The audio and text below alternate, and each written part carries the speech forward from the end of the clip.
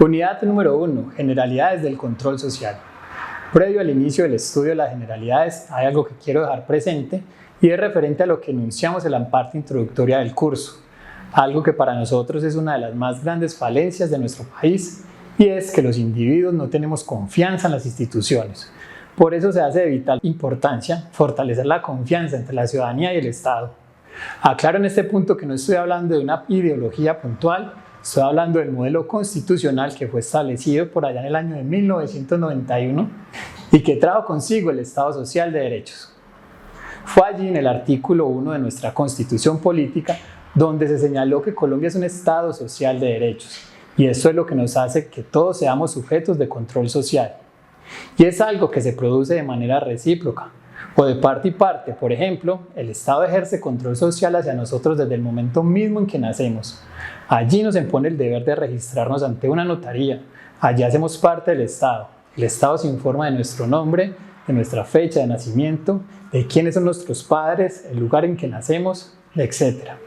Luego, del Estado hacia nosotros se generan algunos hechos regulatorios que van más allá de seguir haciendo control frente a nosotros.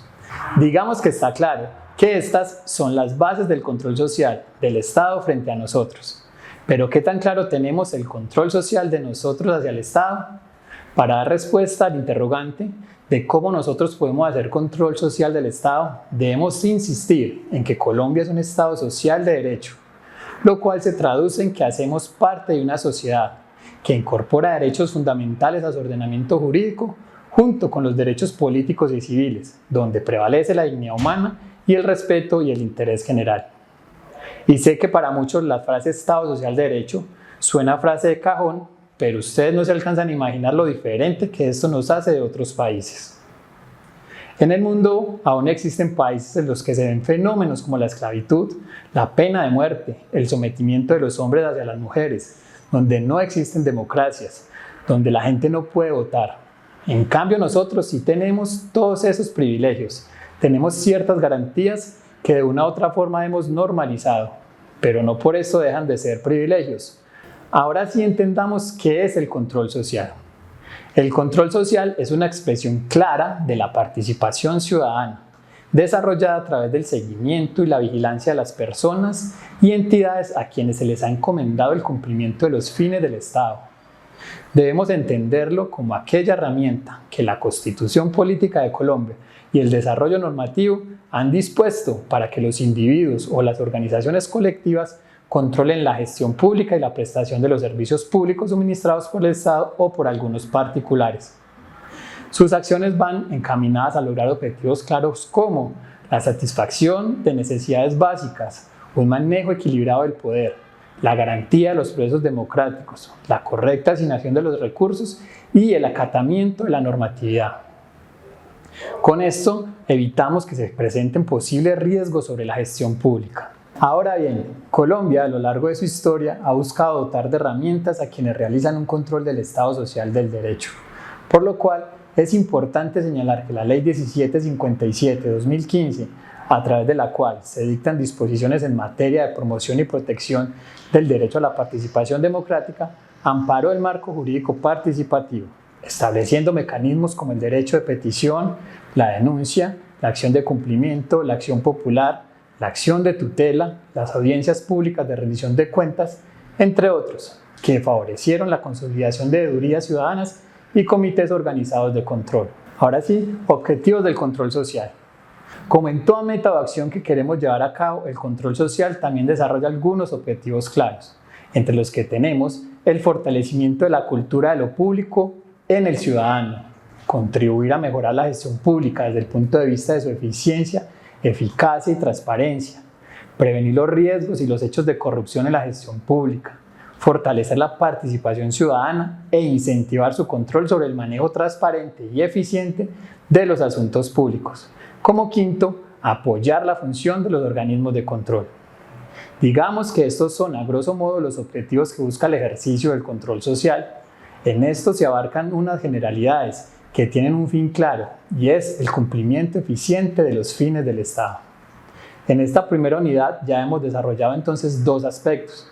El primero fue qué es el control, el segundo fue cuáles eran sus objetivos y ahora pasamos a anunciar cuáles son sus principios. Principios del control social. Oportunidad, el cual debemos entender como aquel que nos permite ejercer el control social antes de que se genere una acción que impida el cumplimiento de los fines del Estado. Segundo, la igualdad. Este es un principio muy general que trae consigo muchas variantes de principios y que busca que en el ejercicio del control social existan principalmente el respeto por la dignidad. Tercero, la solidaridad. Busca que todos nos involucremos en el ejercicio del control social, independientemente si existe una conducta que nos afecta o no. Responsabilidad. Este principio hace referencia a que cada uno de nosotros tenemos un rol en la sociedad, el cual debemos cumplir de manera honesta.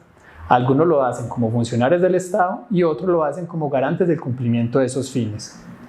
Quinto, democratización. La democratización se traduce en ese derecho que tenemos los ciudadanos en hacer parte de las decisiones del Estado. Este derecho se nos presenta en varias formas. Una de ellas es cuando elegimos a quienes nos van a representar, o cuando también de manera personal aportamos a la construcción de una política pública o de un plan de desarrollo. Sexto, eficacia.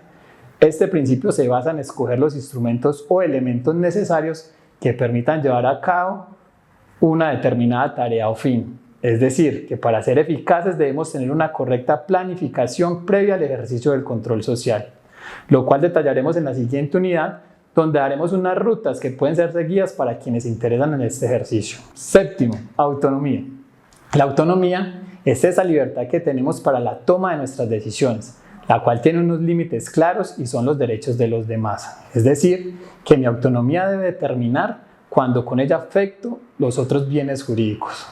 Octavo, objetividad, quizás el principio que más me gustaría dejar en claro en el desarrollo de este diplomado y que básicamente busca que cuando ejerzamos control social lo hagamos de una manera imparcial, alejados de intereses particulares o sesgados.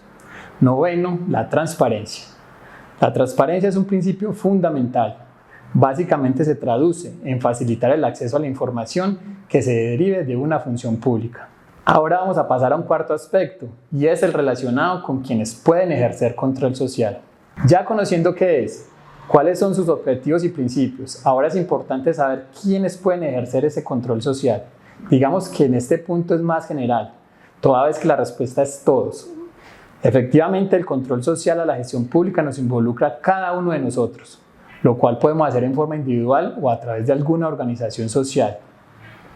Digamos que en mi opinión, es más efectivo hacer control social cuando se realiza de manera conjunta entre diferentes actores, con intereses comunes, que es más fácil distribuir las cargas para alcanzar los objetivos. Un ejemplo válido de estas colectividades son las veedurías ciudadanas, que se desarrollarán en el módulo siguiente. Por último, y no menos importante, se hace oportuno mencionar algunas de las modalidades de control social que trae consigo la Ley 1757 de 2015, específicamente en lo señalado en su artículo 63. Reiterando que en el módulo siguiente desarrollaremos quizás las más utilizadas por los grupos de colectivos de personas.